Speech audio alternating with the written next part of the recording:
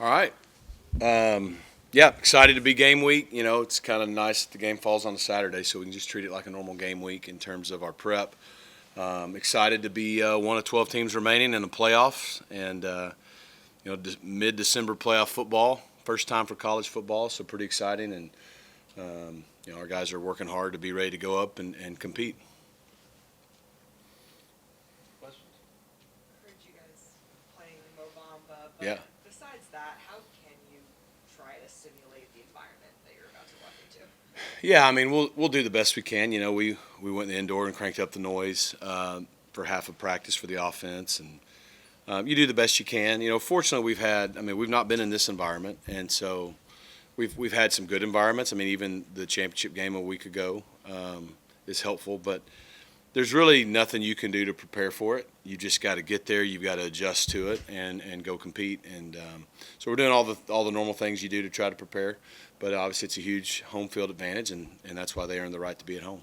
Coach, we've made a lot of – today's obviously a beautiful day Yeah. to do anything, and we've made a huge deal out of the weather that's expected up in the State College on Saturday. Anything you can do to try to prepare your kids? And I know Charlotte was kind of chilly, but is there Yeah. anything you could do for that one? Yeah, I'm disappointed. We had a really nice day today. You know, leading up to the game in Charlotte, we had cold days, which we go in the morning, so we were able to practice in 30s and 40s, and I think that helped us. I don't think weather was an issue in Charlotte when, it was around 35, 37 when the game ended, and I think our guys handled it great. You know, this is going to be different. It'll probably be 25 or somewhat around there, and I don't really know. No, I mean, here's the deal. They're playing in the same weather we are. I mean, they got to play in it just like we do, and I don't think they've played a game on December 21st at home before either. So I don't think the weather's a big deal. You know, both teams are playing in the same conditions, whether there's snow or not snow, whether it's really cold or just kind of cold. And it is what it is, And like we told our guys, I mean, these guys, and I know our guys do, and I know their guys do, aspire to play in the NFL. They aspire to play championship playoff football, which we're getting to do right now. This January, guess what? The playoffs are going to go through Arrowhead in Kansas City, and they're going to go through Buffalo, and they're going to go through Lambeau, just like they do most years. And you're either on one of those teams if you're in the playoffs, or you're playing one of those teams. And the best in the world do it. And, I know the Chiefs last year had that game that was like 10 degrees or whatever. And Rashee Rice, who had played here, didn't like cold weather. You know what he did? He went out and played really well. And so our guys have to do that. The weather is only going to be an issue if we allow it to be an issue. So we know it's going to be really cold. It's going to be really cold for them as well. So it's our 11 versus their 11, and that's going to decide the game. Rhett, with Kevin, obviously, local kid, and you got their quarterback has been there from day one with them. It's the only first-round matchup where both quarterbacks are, at the same school that they started with. How special was that in this day and age with so many transfers and guys moving around? And how? Just talk about Kevin. I didn't know. That's a good stat, though. So we're the only two teams that the quarterback went to that school and has stayed at that school? Okay. Obviously, we're excited, from Kevin to be a Dallas high school player that came here and has been here for the duration, and that's really special. I think that's cool. We had a couple years where we had great transfer quarterbacks, and now we've gone on a streak of a couple years where we're playing with the high school players we've recruited, and that's neat. Drew Aller, I remember when he came out, he's a big, strong NFL-armed kid that has played really well for them, and so it's not the norm anymore, to your point, if 2 of the 12 is all there is. I don't want to correct you. I think Cade Klubnik came out of high school, right? The only matchup. Oh, okay, the only matchup. Yeah. Got you. So 6-6. It's neat. I think what's really cool, and I know it's not to your question, is the two teams from the ACC that made it into the playoffs are playing with Texas high school quarterbacks. And I think that just shows the coaching in the state of Texas and what the Texas high school coaches do. That's why we take a backseat to no one with our high school coaching in this state. And then, us and Texas are in the playoffs. So 2 football teams from the state of Texas made the playoffs in the first year. I think all that's really cool. And it just shows you why high school football is the best in our state. You're heading into game number 14, and there's potential there could be even more. What's the conversation like before the season on how to approach the year physically when there is that possibility of this many games when most players wouldn't have played? Yeah, I mean, it's your bodies are all beat up. All teams and staffs are pretty much on empty right now, but I mean, if you're one of the 12 teams that's in the playoff, you get a boost of adrenaline that will carry you. You know, I mean, I know I can speak for our team, and I'm sure Penn State and the other 10 teams feel the same way. Just you're in the playoffs, and it's no different than the NFL teams get to do it, and they play 17, 18 weeks, and then if they make the playoffs, they find a way, right? I think we did a good job getting our guys through the season. You know, we had talked a lot about how we're going to play 10 Power 4 games. Never done that. We ended up playing 11 because we got the bonus game. And, you know, our guys went, 9-2 in that window. So they did really well physically. And I think the way we were able to handle the off weeks, but also, you know, when we had maybe the second, third, fourth game in a row, we would take some things off in practice, much like they do in the NFL from the physicality standpoint, and try to get them the game fresh. So I think Coach Grizz does a great job in strength and conditioning. I think our guys and our staff has handled it well. We didn't employ anything different preparing to be in the playoff because, one, you don't know if that's going to happen, and two, when you get here, I think the reality of that you're in the playoff kind of takes care of that for you. Coach, this is a general college football question. We're seeing kids now in the portal. The timing of the portal is so awkward. We're seeing kids now who are on playoff teams putting their name in the portal, maybe not even participate. Is there any way around that? Yeah. Really, if you could set it up, how could you do that? Not this way. I mean, it's terrible. I feel so awful for our kids and kids around the country. You know, we talk about making a system that is all great for them, but we haven't. I mean, that's part of your job as adults is to do what's best for young people, not what they want necessarily. And they don't want this. Yes, they want the ability to transfer and go where they want to go if they don't like their situation. Yes, they want the ability to make money on their name, image, and likeness. Neither one of those are bad things. There's no other sport at all that has free agency in the season. It's sad. It's terrible. You hear the story about their backup quarterback saying, "I don't have a choice." That's wrong. That's unacceptable. That's not okay. He shouldn't have to make that decision. Preston here is doing the same thing. Now, he has chosen to stay with us, and we're working with him, but it's still a juggling act for him. Oh, and let's not forget they're in finals right now. So, yeah, the real easy thing is you don't have a transfer portal in December. That's the real easy answer, and it solves all the problems. Like, why in the world would we put kids in a position where they got to decide, do I transfer or play in the playoff? Do I transfer or play in my bowl game? You know, and it scholastically doesn't make sense either because your years end in May, not in December. And so we gotta look long and hard at the schedule. Coaches have been saying this for the last 3 or 4 years with all these changes. And what happens is we just make all these random changes because we don't want to get sued or we don't want to do this or we don't want to do that. And we don't think about the long-term effects it has on the young people that we're supposed to be serving. So I hate it. I hate it for our players. I told them that Monday. I hate it that you guys, you get a chance to play in the college football playoff, yet you are either forced to decide, do I go in the portal or not? Or, let's call it like it is, people are bombarding our roster trying to pick people off our roster, and we're trying to focus on the playoff. Oh, and they got finals. Oh, and it just goes on and on and on. So, yeah, it's real easy. Don't have a transfer portal in December. When do you move? With the Yeah, go to the spring. Go to the So spring. is the start of the scholastic year around January 10th, 15th? Is that not the problem? Well, ours is January 21st. Okay, so Everyone's different. But the start of the scholastic year is in August, and the end is in May. It's not December and So January. ideally, where would you put it? Well, I'm not going to get into that. I'm worried about the playoff, but I wouldn't put it where it is. And we need one portal window, and we need to look long and hard at what's best overall for the young people that it affects and that it's supposed to benefit. Because right now there's too many issues that don't give them the true benefit they deserve. So I would say sometime in the spring is best. And then we probably need to look at going into an NFL model and spring ball. Like, how about we have OTAs after the portal closes, like they do after the draft? But long and short of it, the easy answer is don't have free agency, don't have a portal window, and put kids in the position that they have to either make those decisions or be incredibly distracted by the environment. You mentioned roster being bombarded and things like that. On the flip side, Kevin makes an announcement that he's locked in. One, how important is that? What does that kind of mean in the grand scheme of things? And for him to just be able to say, all right, Yeah. Yeah, I mean, it's really important to us and to him to have, someone who's already, I see, preseason Heisman watch list and all that stuff for next year, and we're not even done with this year. But It's big for our program. It's big for the continuity and consistency here. I think it's big for him. He wanted to be here. There was never a doubt about that.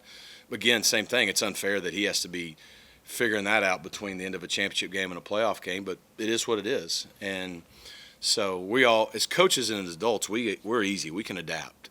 You make the system terrible. You make the rules hard. You make it not probably flow the way it should. We can fix that, but it's the kids that aren't. They shouldn't have to be dealing with that. So, but glad that he always wanted to be here. Never wanted to be anywhere else. We were able to make that happen, and he was able to put that out there. Gets that off his shoulders, I know, too. So how fortunate was it for you that the one high school game that you went to see, he was on the other side? Very, very. Because, I mean, I got hired on a Sunday night, talked to the team on a Monday morning, and I didn't go recruit at all Monday, Tuesday, Wednesday, Thursday of that week, which normally you would. But at that point, it was the first year of a portal at that point in the season, right? And so I was trying to keep our roster here intact. And it was like, okay, you got to go somewhere. And, everything happens for a reason. Timing was right. And it ended up the way it was supposed to. Kevin was meant to be here and be our quarterback, and really glad it worked out the way it did.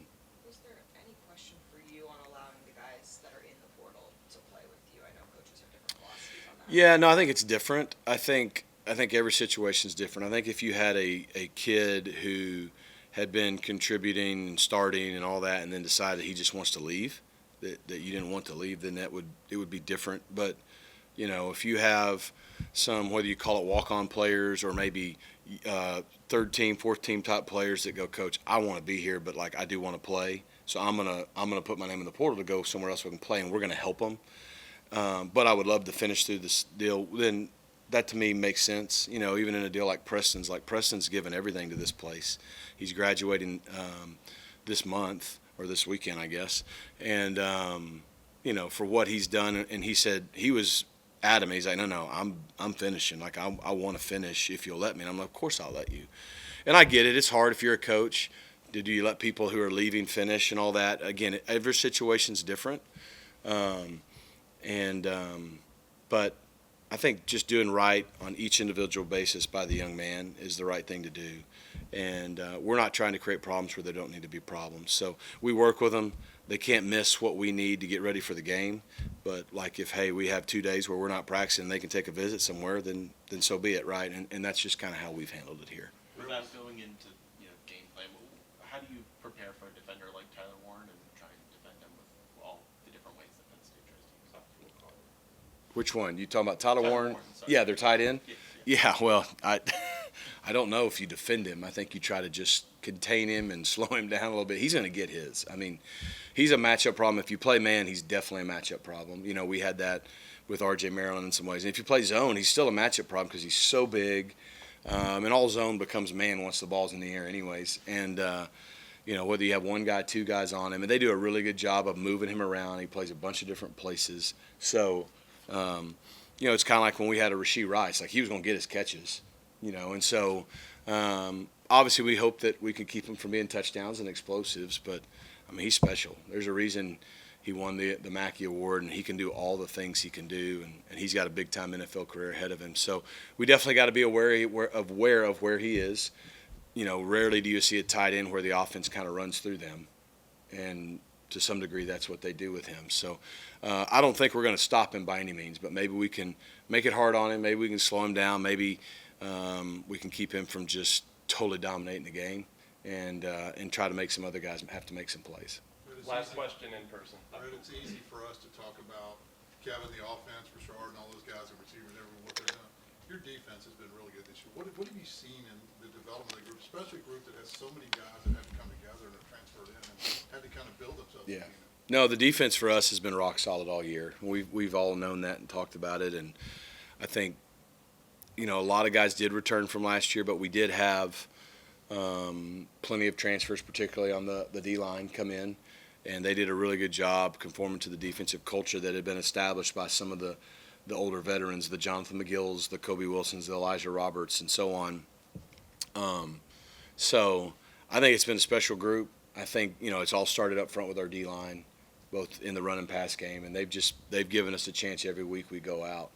And so I think I think you can see over the last 2 years how our program has shifted and changed with the emergence of a real defense. And so I think that's why it was a big deal that Scott Simons is sticking around, and hopefully everybody on that defensive staff, because you know, just like as a player, there's not a lot of substitute for experience. Well, as a staff, there's not a lot of substitute for the continuity that we have, and a lot of confidence. There's just a lot of confidence on that side of the ball, and it's come from the success they've been able to have. But the couple guys that came in did a nice job of buying into the culture and what we do here. And it's always special as a coach when you see guys come in and buy into what you ask them to do, and then it translates to success. And so that's been good to see. All right, we're going to go to the Zoom portion now. Lawrence Thompson's going to announce who it is. If you're on the Zoom call, please say your name and affiliation. First, we'll go to Andrea.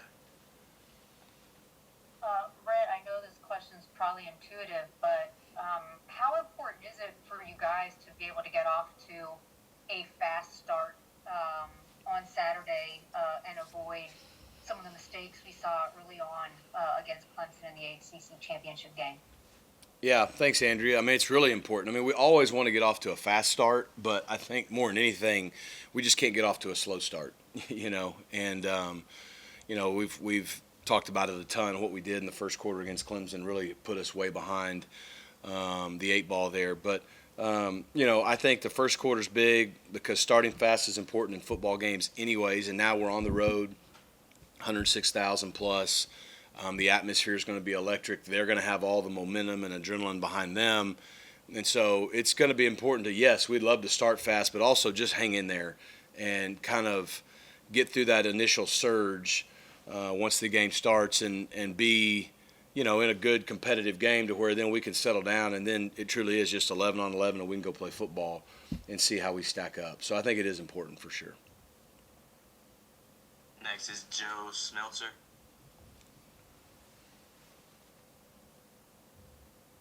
Hi, Coach. Thanks for the time. So you talked about Tyler Warren and how he's a difference maker on Penn State's offense. Abdul Carter on the defensive side is also an impact player. What has stuck out to you about number 11, watching him on film? And how do you prepare for a guy that has not only turned into an elite defensive end, but can also make an impact on other areas of the field, much like Warren can offensively? Abdul Carter's the best defensive player we played in my time at SMU, based on the film I've seen. So he's a problem. And the thing is, he's not the only problem on their defense.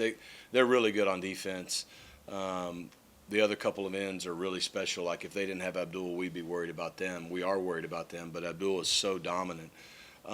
Their team speed stands out on defense. So, you know, you watch like last year, he played more linebacker.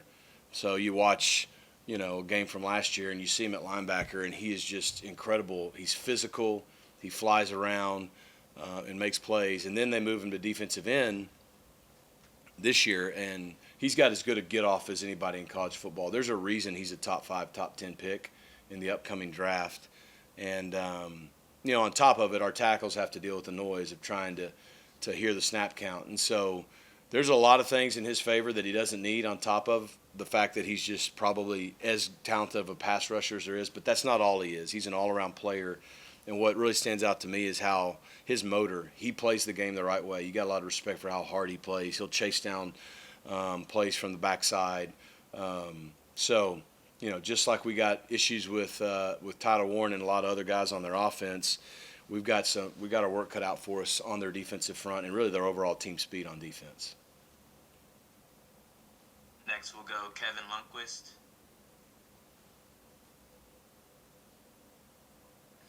Rhett, I wanted to ask you a little bit about the emergence of Matthew Hibner. In this time that he's been on the field, pretty much after Stanford, what have you seen from him that's validated what you all thought of him when you brought him here from Michigan? And perhaps what has stood out that's gone beyond what you all were expecting from him, from this sample size? Yeah, I mean, we thought he was this kind of a player. I thought Coach Woods did a good job identifying it and, you know, identifying him as a good fit. And then fortunately for us, he chose us and came here. And we always felt like he was an all-around every down player, you know, and that he could really help us in the run game where we needed a boost, but also could still make plays. And probably the first 4 or 5 games of the year, we were trying to figure out who we were offensively, obviously the quarterback situation, but even there, and, RJ was playing a little more tight end like he had done, and traditional tight end per se. And, Matt was also getting, acclimated to us and who we are and what we do on offense. And so, but we always kind of envisioned those guys on the field together in a perfect world. And really that's what we had started doing around the Florida State game, around the Louisville game, around the Stanford game when he got hurt, when RJ got hurt, is that, Matt was playing the more traditional tight end and RJ was playing more the flex tight end. And that allowed us to have both of them on the field, which gives you a lot of versatility. And they have different skill sets. But, when RJ went down, we had already kind of transitioned Matt to that role. It just changed. Maybe then, obviously, we didn't have them both to be on the field at the same time. So it maybe limited some of the stuff we could do in personnel packages. But, Matt started playing that way, once we started making that transition, even shortly before RJ got hurt. And I think he's just shown he's a very reliable pass catcher. He can run. He made a great back shoulder touchdown catch the other day in the championship game on the seam ball. And he's obviously still very effective in the run game. So Matt's just a great all-around player. And, we're excited about him coming back next year because I think he'll continue to build on what he's done this year and show that he's an all-around threat as a tight end that I think is going to play at the next level. Next we'll go Devin Jackson. Hey, Rhett. So I had a question about, obviously your SMU defense, run defense has been really stout this season. What's the challenge in facing, 2 running backs and Katron Allen and Nick Singleton for Penn State that kind of bring different styles of, running styles to the game? Yeah, we have a challenge. I mean, when you run for 300 yards on Oregon, you're pretty good. And I remember recruiting Katron Allen when we were at Miami when he was coming out of high school, big physical back, and both those guys have done a really nice job for him, and they complement each other with that 1-2 punch. I think what they do on offense so well is, and I know their OCs talked about it. It's kind of what I grew up under Gus Malzahn learning, the philosophy of, look, we're going to do what we do. They end up running the same couple of run plays over and over. It's just they window dress it and get to it a bunch of different ways. And so whether they shift and motion or give you unique pictures to still run, inside zone or counter or stretch or whatever the run plays are, to them, they're running the same plays over and over again, but to the defense, they're presenting different pictures. And I think that's what good offenses do. And so that's the challenge. It's one thing to say, okay, we got to stop really good players with a really good O-line, and they have a big-time tight end that can hurt you in play action and a quarterback, et cetera, so it's hard to just sell out to the run. That's hard enough.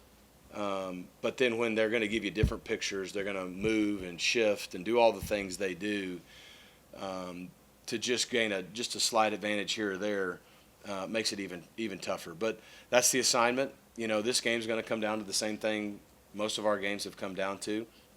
The more physical team who can win the run game, the team that can value the football and the turnover margin, and the team that can be the most explosive or limit explosives usually is going to win the football game, and this one's going to be no different. So we got to find a way to slow those guys down and not let them just control the game flow at all times with what they want to do on offense. Last question goes to Chris Finney. Yeah, Rhett, you talked about Preston, his decision to stay and why he stayed, but just from a football perspective, how valuable is it to have your backup quarterback available in case something happens, especially going against a team that won't have its backup? Just from football, how important is it to have him? Yeah, I mean, it's huge. You keep some continuity. As we all know, Preston's played a lot of football, won a lot of games. That's been a big deal for us all year. Even at Louisville when he went in and one play, throws a touchdown pass. So, we do have Keldrick Luster, who we have a lot of belief in. I mean, we think Keldrick's more than capable of going in the game and playing winning football right now, and we expect that to be the case next year as well. So, but to have the experience that Preston brings, it is definitely a positive for us in the event that we have to turn to our second guy, just because this environment and this stage that we're getting to play on is not your week 2 home game stage. So having that experience is definitely a plus for us.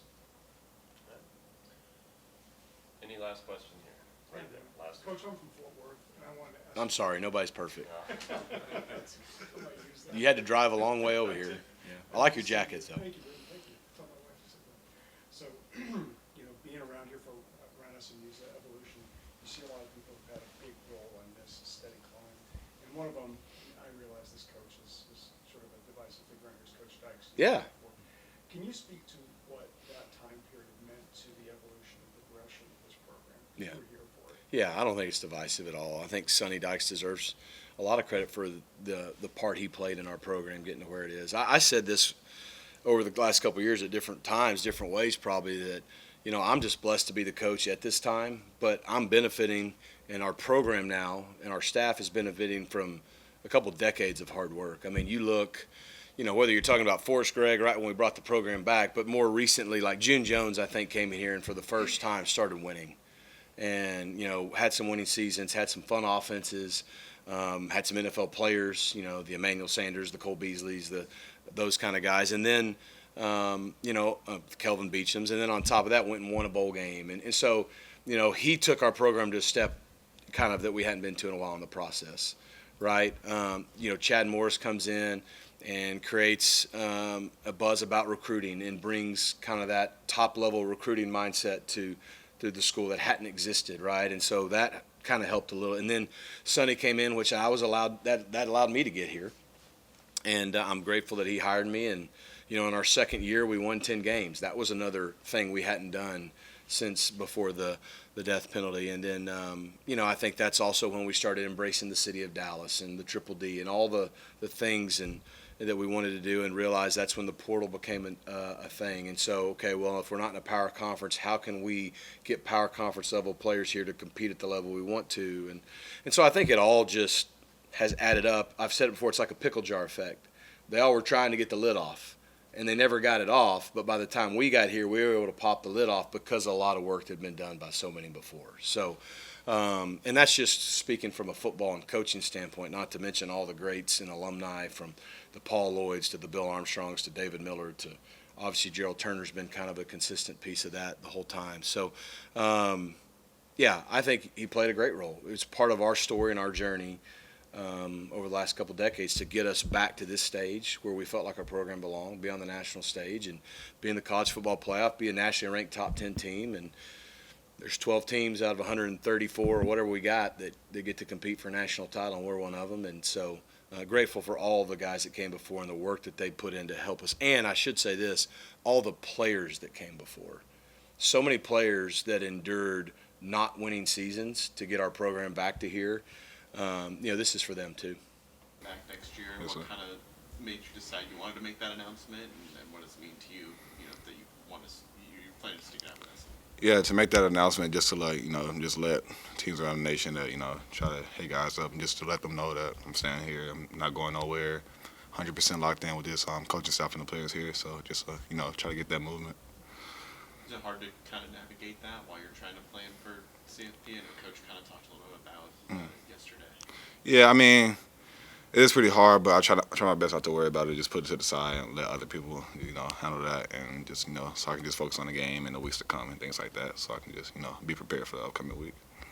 With you being locked in, what role have you taken with the staff as far as just talking with them about guys that that are maybe in the portal Mhm. you think could be good fits, or is there any of that, or maybe before, I guess? Yeah, that's definitely the biggest thing, trying to recruit in the portal and stuff like that. So the guys I know and guys that's reaching out to me, just letting the coaches know, like, hey, he's reaching out, should check on him and things like that. So just trying to be involved in the portal and also just bringing guys in. So.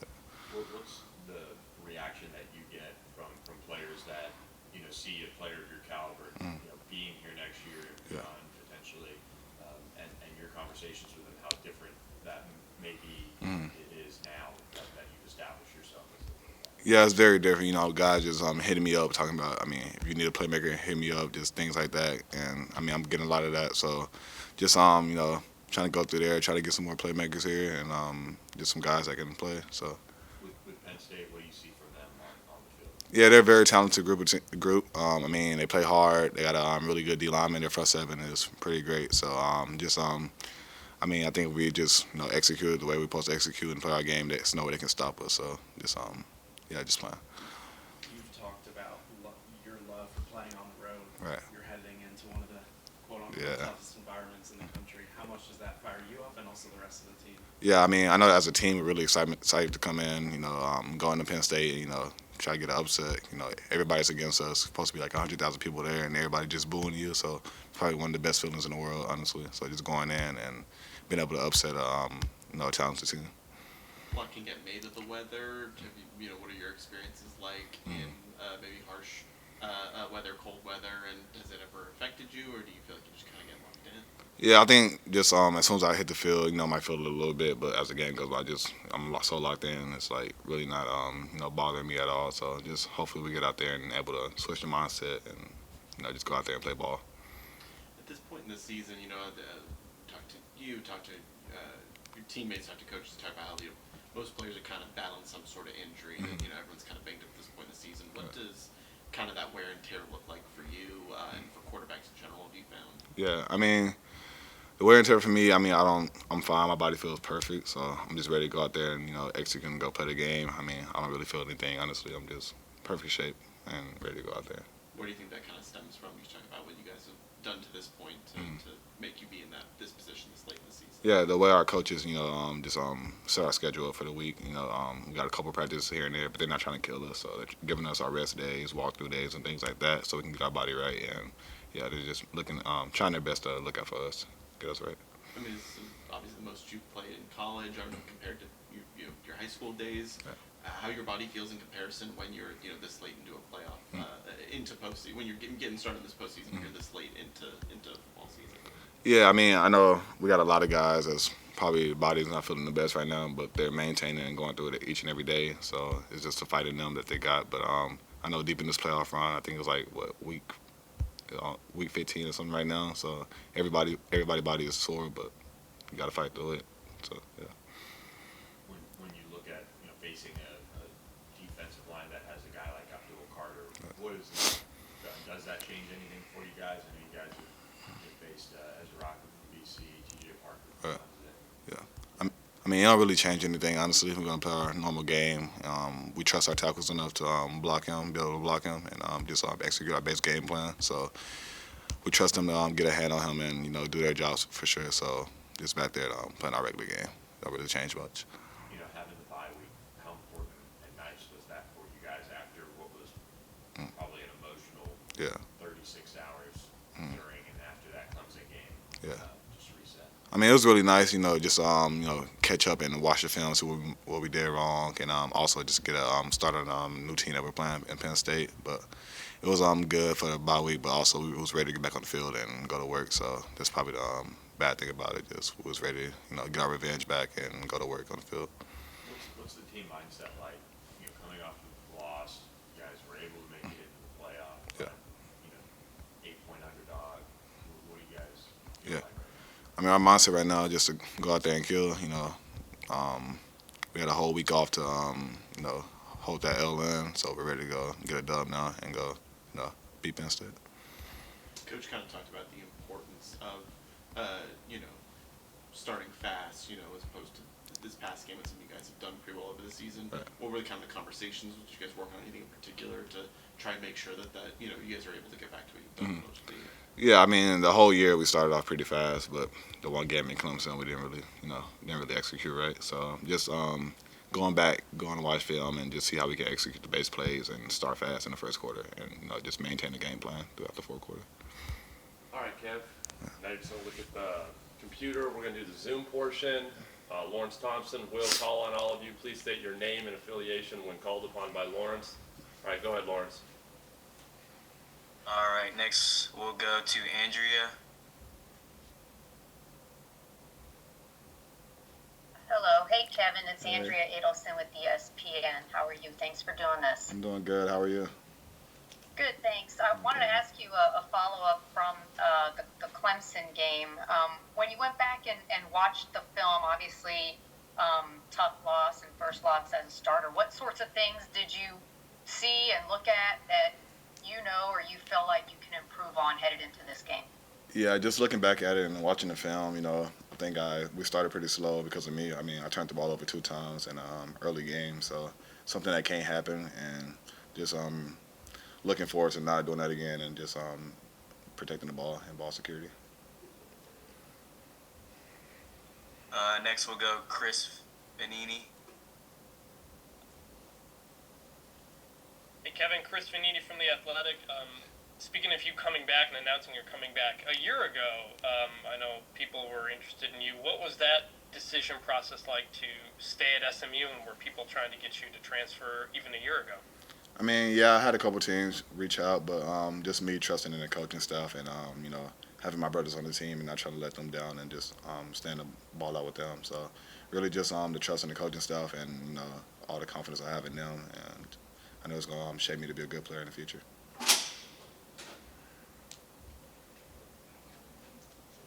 Any more questions for Kev? Chris has one again. Okay, good. Yeah, figure if we got the time. Chris Vanini, The Athletic. Coming into the season, I mean, obviously you win the American Championship last year, but knowing you were coming into this year in another quarterback competition with Preston, what was your mindset going into that, and how did you feel when they went with Preston to start the season? Yeah, the mindset was just to just go out there and compete every day in the spring and fall camp practice. Go out there and compete and make each other better. But when they went with Preston, I mean, wasn't surprised. Preston's a great quarterback himself, so was just just willing to sit back and see him play. And time just went on, and the change happened.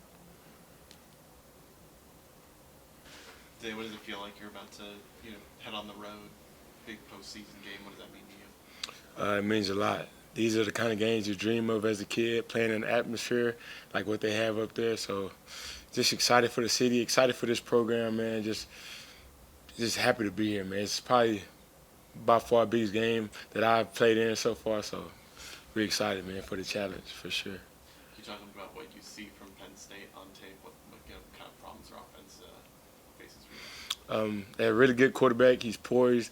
They have a great running game, two great running backs. Obviously, the tight end is really, really good. So we know they're a good sound football team. So we're excited to welcome that challenge. You guys faced Briningstool last game against Clemson, and he was able to do some things early on. What do you take away from facing a guy like that and then trying to, tighten it up against Tyler Warren a little bit? We feel like we have a great game plan. We feel like we've been preparing really well. We know what he's good at, so we're excited to just welcome that. And we know, like you said last week, they had a pretty good tight end too. So we learned some things. So yeah, we feel like with the game plan we have, as long as we go out there, we execute. We feel confident. You guys are headed into game number 14, I think, for this season. Can you talk a little about how your body feels and how you guys kind of go about making sure that you're ready and you're able to perform at the highest level when you're so many games into the season? Obviously, it's a blessing to be playing this late in the season, but we understand nobody's feeling good right now. It's just about who can persevere, who can continue to just keep their head down and keep working and keep pushing and keep grinding. So we're excited. We welcome that though.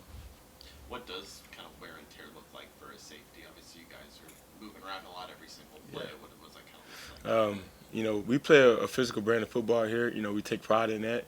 And in the safety room, me, obviously, being a more physical safety, I welcome coming in the box and tackling and doing everything I need to do to help this team win. So obviously, you're going to have your bangs, your bruises. It's going to hurt. It's football, man. But we love it. It's a part of the game, and it's nothing really. You just got to be ready. You got to be able to push through it. All right, let's go to the Zoom portion. Zay, you're going to just answer questions that come from there. Our Director Lawrence will say who's up. Please state your name and affiliate for Zay. First, we'll go Stephen Hawkins. I'm Isaiah Nwokobia. Oh, no, Zay, Stephen. Okay, yeah. Hey, Isaiah, Stephen Hawkins with the Associated Press. Hey, you're one of the guys that has been around on this defense. And Coach Lashlee talked about yesterday that part of what's made this team is the defense has kind of come together. You begin the defensive team with the offense. Talk about how this unit has, with all the incoming guys in the last couple of years, has meshed, and talk about that Miami connection up front.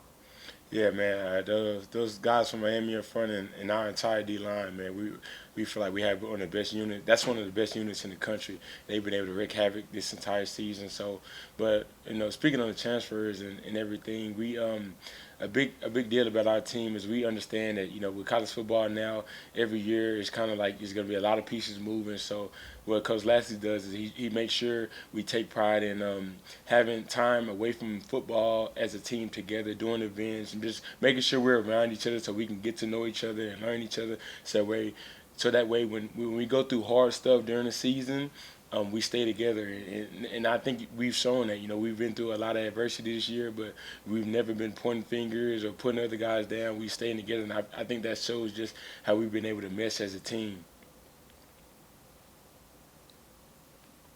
Next, we'll go David Hale.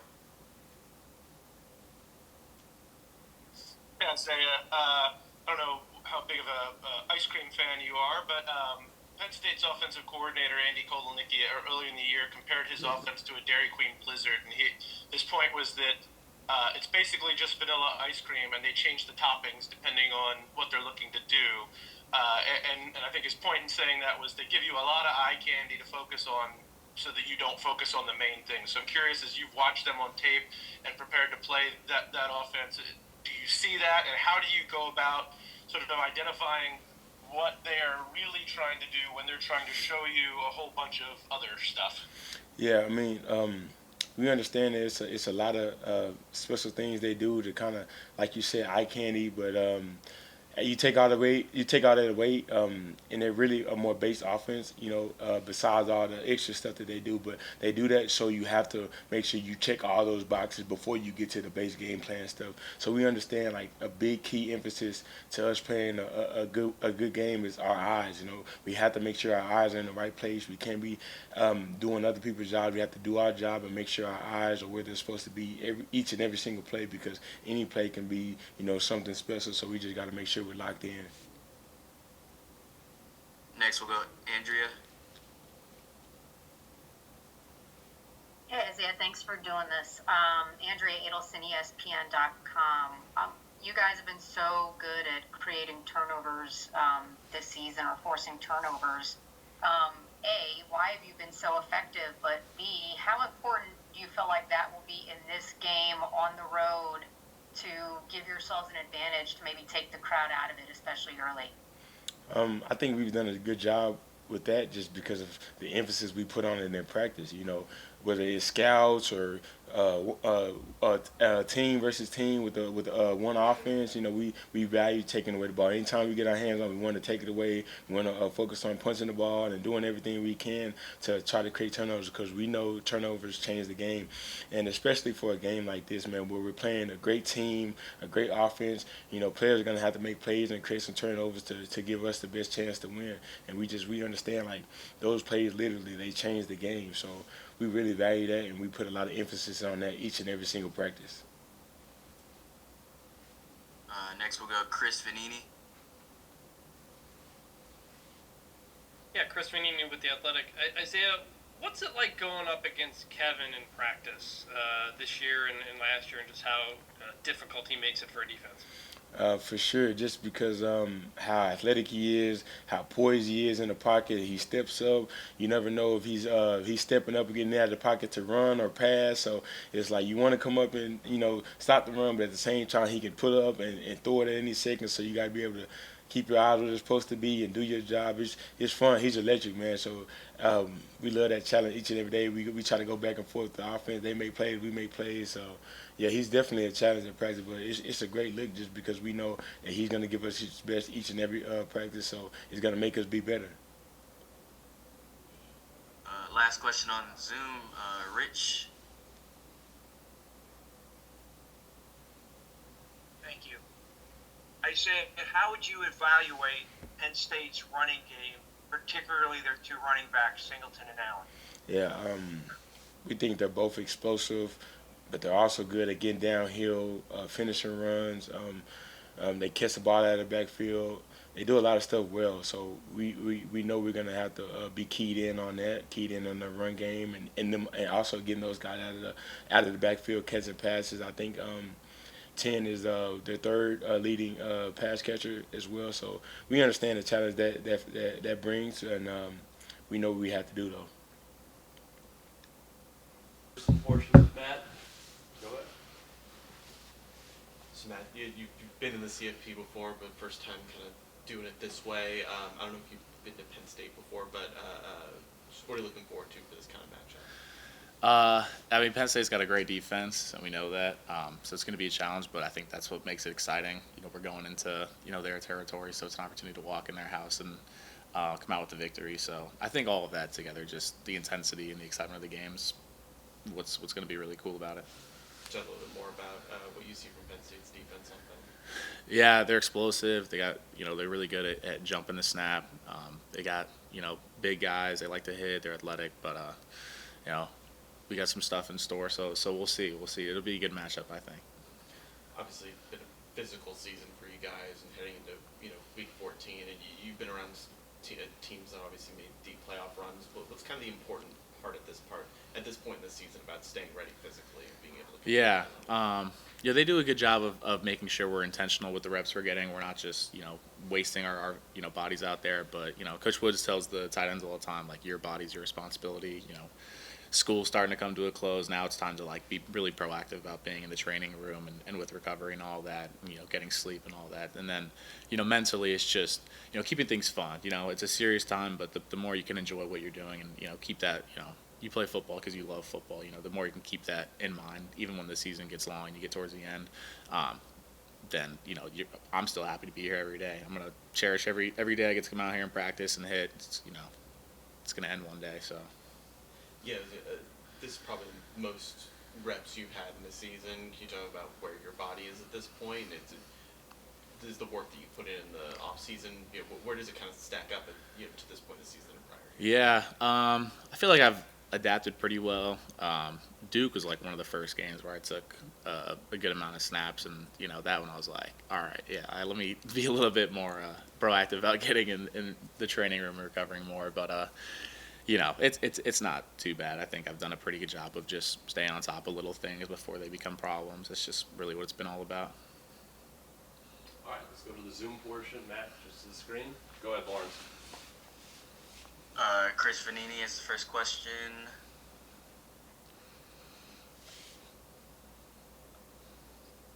Yeah, Chris Vanini from The Athletic. Matt, what did you see from Kevin early on in the season when he didn't win the starting job, but then he eventually comes in, he starts making some plays, and has become what he's become now? What did you see from him early on in the season? Yeah, when I first got here, my first impression was just how raw he is. Just his ability to throw the ball on the run, his ball placement. He throws a really tight spiral. It was all really impressive. I think as we've progressed down camp and into the season, his ability to read defenses and stay composed under high pressure situations has only gotten better. So I think he's really kind of come into his own and become a really complete player for us, which has been awesome. But yeah, when I first saw him, it was just, man, that guy's raw. He makes plays. Next, we'll go to Andrea.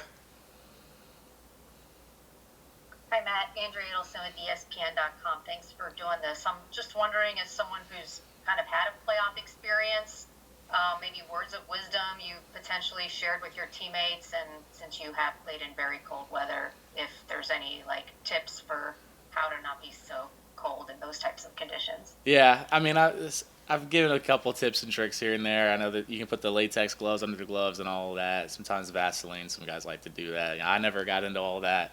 But I think everyone here knows and understands, and anyone who asks about the cold, it's like once you get out there and you start playing, it feels like any other game. Maybe it'd be a little different if it was raining or something, but it's going to be partly cloudy, high 20s, whatever it is. I don't think it's going to be too impactful. And then just kind of the whole atmosphere of the playoffs. In my opinion, it's really just about worrying about whatever's in the facility. No one's opinion really matters. All the stuff that people outside are saying really matters. It's just what we believe in this building, and the coaches and the players, what we do is up to us, and it's only up to us. So keeping everything with it, everything we do is going to come from us, not going to come from anywhere else. Any other questions for the Zoom portion for Matthew? Andrea, go ahead. I'll ask one more. How has your kind of mindset changed now as you've taken on a bigger role with the offense, with RJ going down, and your ability to be really effective at the job that you've done so far this year? Yeah, I feel like I've been able to really settle in, and really for me, it's just become a personal challenge, week by week of, how much more can I do? How much more can I contribute? I never want to stop and say, okay, like this is my limit. Like I just want to, keep building as much as I can and see, how impactful I can be for the offense and how I can help them as a unit. That's really all it's been about. All right, Chris, he's good. Thank you. Thanks, appreciate it. Next, we got Jonathan McGill. We'll start the in-person portion. Go ahead. What does it mean to you getting to play in a game like this?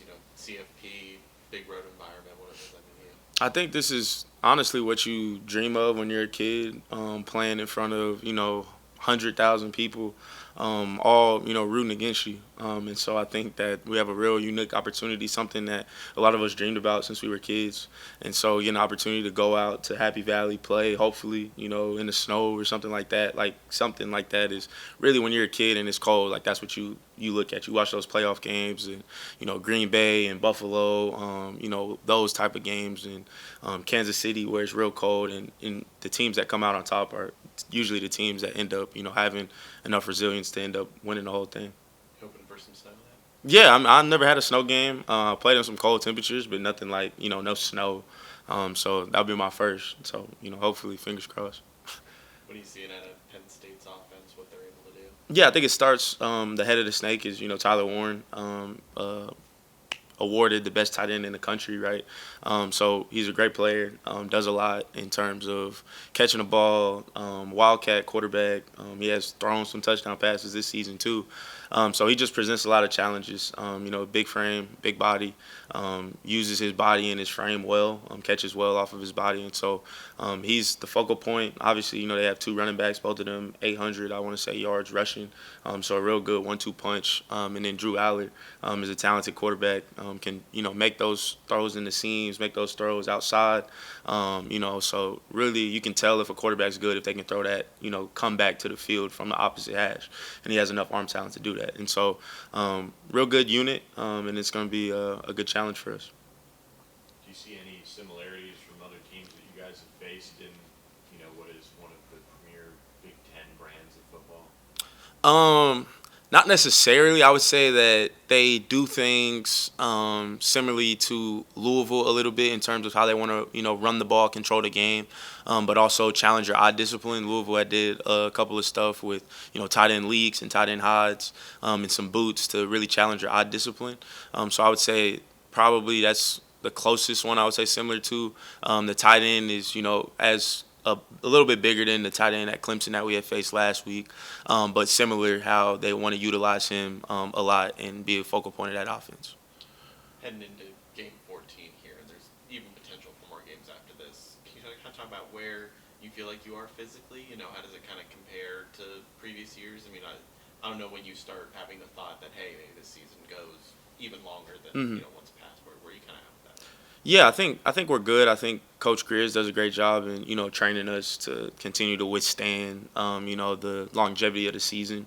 We're not, killing ourselves on back squat, but we're also, running and hitting speeds that we need to be hitting in order to, stay healthy with soft tissue injuries and things of that nature. And so body-wise, I think I'm feeling good. I know guys on the team are feeling similar to me. It's almost, we had that 10-day break to where guys who were banged up from the Clemson game ended up, getting a chance to, rest a little bit, have extra days for recovery and more treatment. And so I think the way the schedule is with, 10 days in between games was something I was thinking it was just going to be like the next week.